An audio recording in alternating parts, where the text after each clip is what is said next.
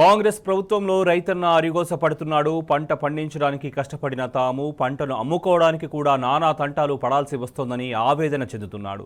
కొనుగోలు సెంటర్లలో ధాన్యం కొనుగోళ్లు నెమ్మదిగా సాగుతున్నాయి. ఐకేపీ సెంటర్లో ధాన్యం పోసి నెల రోజులు కావస్తున్నా ఇంకా కొనుగోలు చేయడం లేదని జగిత్యాల జిల్లా థరూర్ గ్రామానికి చెందిన యువ రైతు రాకేష్ తన ధాన్యానికి నిప్పండించాడు.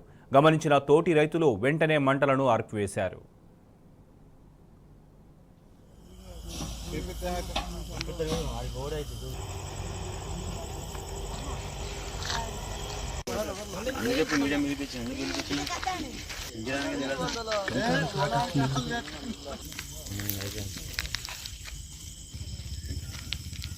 అచ్చారు మాటనే చెప్పిన